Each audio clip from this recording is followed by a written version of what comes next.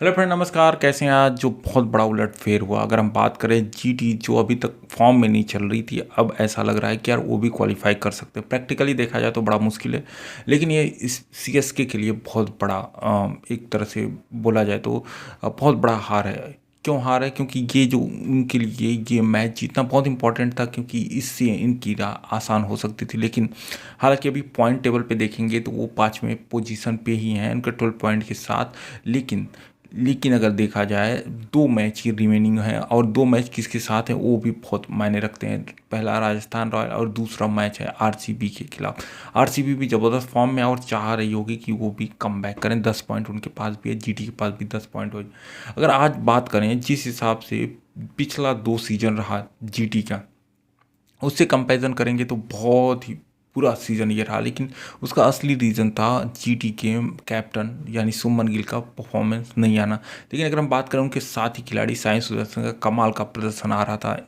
उसका एक रीज़न ये भी था क्योंकि साहा के बल्ले से रन नहीं बन रहा था और सारा प्रेशर जो था सुमन गिल पे आता था। लेकिन सुमन गिल और साई सुदर्शन ने आज कमाल की बैटिंग की और एक हाईएस्ट पार्टनर स्पेशली जीटी की बात करें तो, और ओवरऑल बात करें तो थर्ड हाईएस्ट पार्टनरशिप इन्होंने बनाया एज ओपनर। और एक रिकॉर्ड और बनाया, इससे पहले 2 टीमें ऐसा कर चुकी थी, ये तीसरी ऐसी टीम हुई जिनके ओपनर दोनों ने सेंचुरी बनाया।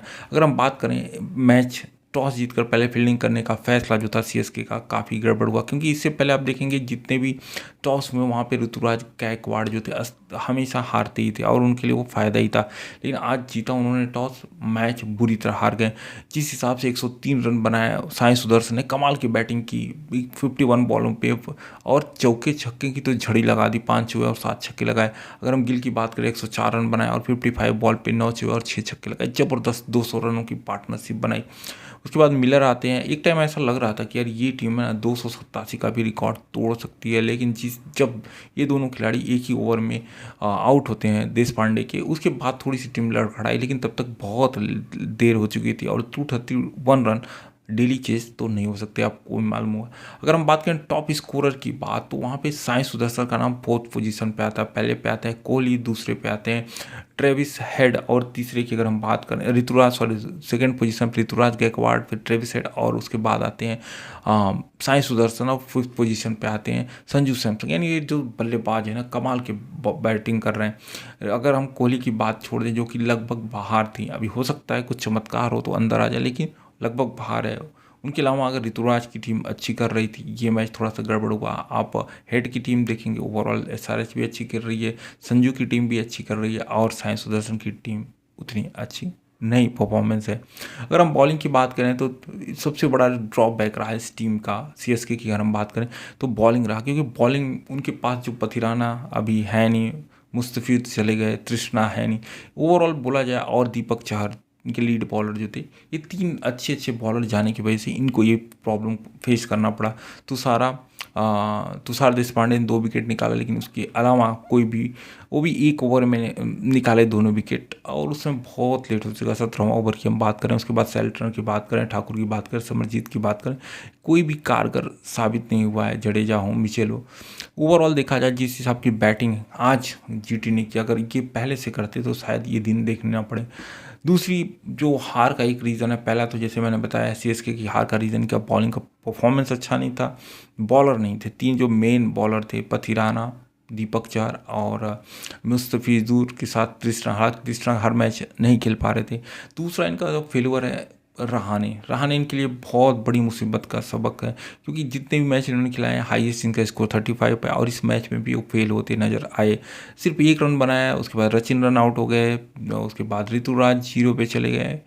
तो आप देखेंगे 10 पे 3 विकेट तो गिर गया, तो मैच तो आप वहीं पे हार गए थे। लेकिन उसके बाद मिचेल ने जो कमाल की पारी खेली, 63 रनों की, मोइन खान ने 56, और ये जो पार्टनर ने 109 रनों की थी। एक टाइम ऐसा लगा कि यार जीत सकती है ये टीम, लेकिन उसके बाद कमाल की वापसी करा जीटी के बॉलरों ने और फिर निपटा दिया। उसके बाद कुछ खास शिवम कुछ खास नहीं चले। मैंने बोला था सिलेक्शन के बाद इनका हालत उतना अच्छा नहीं रहा। 21 रविंद्र जडेजा 18, धोनी जो थे 26 नाबाद थे, लेकिन बहुत लेट हो चुका था। बाकी कुछ खिलाड़ियों ने खास कंट्रीब्यूशन नहीं दिया। अगर हम बात करें बॉलिंग की, तो बॉलिंग कमाल की रही। बैटिंग बहुत पुअर थी। एक तो स्कोर का प्रेशर था 231, और पहले ही ओवर में सचिन चले जाते हैं, फिर दूसरे ओवर की पहली गेंद पे रहाणे चले जाते हैं, फिर तीसरे ओवर की पहली गेंद पे चले जाते हैं गायकवाड़। तो अब देखेंगे तो लगातार विकेट गिरते रहे, तो मुसीबत तो उसी समय आ गई जब टॉप 3 बल्लेबाज, हालांकि रहाणे फॉर्म में नहीं चल रहे हैं, सचिन फॉर्म में नहीं चल रहे हैं, ऋतुराज का जो फॉर्म चल रहा था उनसे बहुत उम्मीदें थी, उसके बाद कुछ खास नहीं कर पाई। उमेश यादव की वापसी हुई थी, उन्होंने अच्छी बॉलिंग की, 1 विकेट लिया। संदीप वारियर ने भी अच्छी बॉलिंग करा। मोहित शर्मा ने 3 विकेट निकाले। राशिद खान ने कमाल की बॉलिंग करते हुए 2 विकेट निकाला। नूर और कार्तिक को आज विकेट लेस रहे। अगर हम बात करें टीम में कुछ चेंजेस हुए थे, उसका भी इम्पैक्ट पड़ा। शाह की जगह वेड आए, हालांकि बैटिंग नहीं है लेकिन थोड़ा इफेक्ट रहता है, और जसवाल की जगह कार्तिक त्यागी, हालांकि वो भी महंगे ही रहे। उसके बाद अगर हम बात करें, एक और चेंज था, उमेश यादव को विजय शंकर की जगह पे लाया था, और मानव सुधार की जगह वारियर को लाया गया था। ओवरऑल देखा जाए तो ये जो चेंजेस थे ना, वो बहुत ज़रूरी थे जीटी के लिए, और सीएसके की तो मजबूरी थी, क्योंकि उनके बॉलर जो थे, लीडिंग बॉलर, सब मेन बॉलर चले गए, तो उसकी वजह से ये दिन देखना पड़ा। अगर अगर हम बात करें पॉइंट टेबल की बात करें, तो केकेआर अभी भी still is on top 2nd position. Rajasthan royal वो कोशिश कर रहे हैं कि नंबर 1 पोजीशन पे आए। SRH 3rd पोजीशन पे, CSK, DC, LSG, और अब धीरे धीरे लाइन में RCB और GT भी लग गए हैं कि भाई हम भी पहुंच सकते हैं। हालांकि एलिमिनेशन, एक भी मैच हारे एलिमिनेट हो गए, नहीं भी हारे तो दूसरी टीम के ऊपर इनकी डिपेंडेंसी है कि ये जीतेंगे हारेंगे। आज बहुत सारे रिकॉर्ड भी उन्हें GT के लिए स्पेशली अगर बात करें तो ये हाईएस्ट ओपनर पार्टनरशिप रही, और ये 3rd हाईएस्ट पार्टनरशिप रही। इससे पहले जॉनी बेस्टो और कोई साथ में और खिलाड़ी, मेरे को नाम नहीं आ रहा है, वो दोनों 2 खिलाड़ी थे, और एक गिल और सुमन गिल की बात मैं नहीं कर रहा हूँ, मैं बात करूँ गिल की। गिल और कोई खिलाड़ी था, ये दोनों ने जो ज़बरदस्त बैटिंग करा हुआ था और हाईएस्ट पार्टनरशिप बनाई हुई थी। अगर हम बात करें मोस्ट सक्सेस बॉलर की, तो इसमें हर्षल पटेल आते हैं, और जिनका सिलेक्शन नहीं हुआ है अनफॉर्चुनेटली।